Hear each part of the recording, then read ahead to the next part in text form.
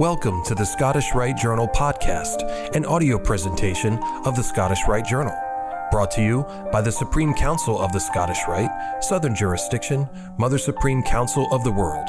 This week's article is The Art of Jean-Baptiste Greuze, Masonic Moralist Painter, by Andreas Gellert, 32nd degree, and comes from the March-April 2021 issue of the Scottish Rite Journal. One of the many Masonic artists listed in Albert Mackey's Encyclopedia of Freemasonry is the French painter Jean-Baptiste Greuze. When we, as ancient, free, and accepted Masons, examine the ethical themes in some of Greuze's works, especially his disdain of shirking labor and responsibility, we may become cognizant of the subtle Masonic moral compass within his art.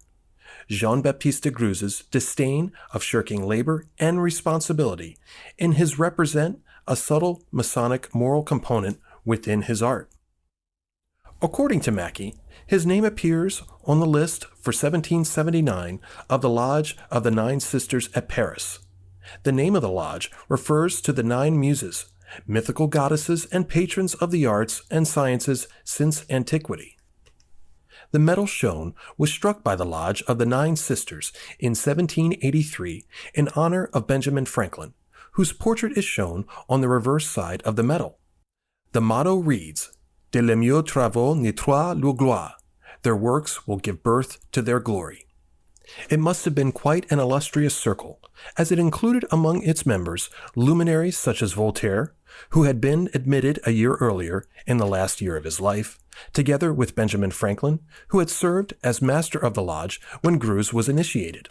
Other members included the sculptor Jean-Antoine Houdon, famous in the USA for his statue of George Washington at the rotunda of the Virginia State Capitol in Richmond, and Thomas Jefferson, who succeeded Benjamin Franklin as envoy to Paris. As a painter, Greuze is best known for his moralizing genre scenes, which seem to have been inspired by the works of the well-known English Masonic artist and moralizer William Hogarth, but are more poetic and sometimes more lascivious than the works of his English predecessor. Brother Greuze was born at Tournus, an old town in southern Burgundy, which is famous for its early 11th century abbey of St. Philibert. His fellow citizens erected a statue in his honor in 1865. He began his artistic training in nearby Lyon and came to Paris in 1750 at the age of 25, sporadically attending lessons at the Académie Royale. His domestic scenes of virtue and vice were very well received by his audience, and he became a successful painter in a relatively short time. Later in life, tastes changed, and he fell out of favor with the public, dying penniless after having earned and squandered a small fortune. Greuze's works are today in the holdings of many large museums around the world. Here we will examine some of them. One of his best-known works is a painting held at the Louvre Museum in Paris called The Father's Curse, The Ungrateful Son. It depicts a prodigal son taking his leave from his parents. Greuze himself also prepared a drawing of the same painting later to be used as the basis for an engraving which was never realized, housed today at the Getty Museum. The work shows high drama and strong emotions to deliver its moralistic message. The young and naive son is waving back to his father while eagerly rushing for the door, where a rather dubious character awaits him. The father is about to jump out of his chair to hold back his son, as his mother also tries to keep the youth at home. Some have understood the scene as a young man joining the military. Speaking from the point of view of art history, the work shows the use of classical poses from antiquity as well as Renaissance painting, while the general conception shows the similarity to Hogarth's compositions. Another famous painting, also at the Louvre, is of a young girl with the broken pitcher.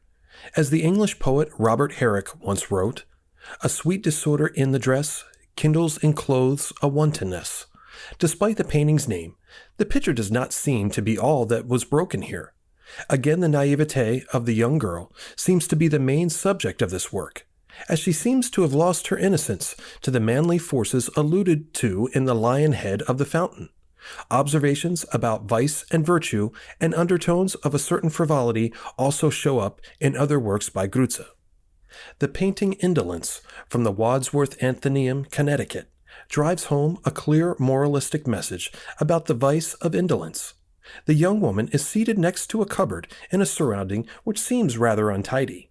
Numerous details, such as an open cupboard door, the empty bottles, the pottery on the floor, and the bare foot allude to her laziness and lasciviousness in a manner reminiscent of Dutch Baroque genre paintings.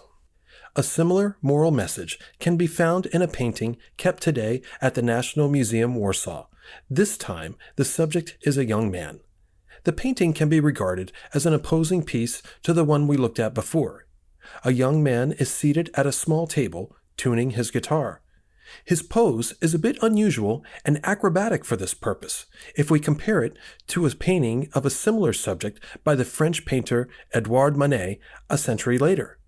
In Greuze's painting, the scene is again filled with symbolic elements alluding to disorder and wantonness, such as the empty bottles.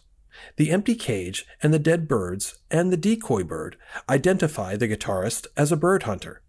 In this painting, his dual role would then turn out to be a hunter of some other kinds of birds, which might get trapped in a different kind of cage, as can be witnessed in the paintings of female characters we see above.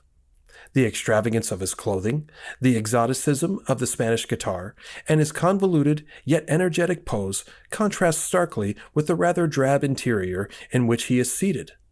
Manet's aforementioned impressionist painting of a guitar player seems to hark back clearly to the work of Greuze, but strips it of its symbolic content, focusing on the singing and guitar playing as an example of Spanish exoticism so much in vogue in Paris at the end of the 19th century. Jean-Baptiste Greuze is not as well known a painter to the general public as other old masters. Those who do know him are not aware of his membership in the Masonic fraternity. Yet he is another in a long series of artists, artisans, and musicians who have been part of our craft's aesthetic history. Dr. Andreas Gellert is an art historian and founder of Gellert Translations, a translation agency in Frankfurt am Main. He is a member of Pacific Lodge, Amherst, Massachusetts, and the Scottish Rite of Washington, D.C. Any accompanying photographs or citations for this article can be found in the corresponding print edition. The Scottish Rite Journal is published by the Supreme Council of the Scottish Rite, Southern Jurisdiction, Mother Supreme Council of the World. Mark Dreisenstock, 32nd degree, KCCH, Managing Editor. I'm your host, Matt Bowers.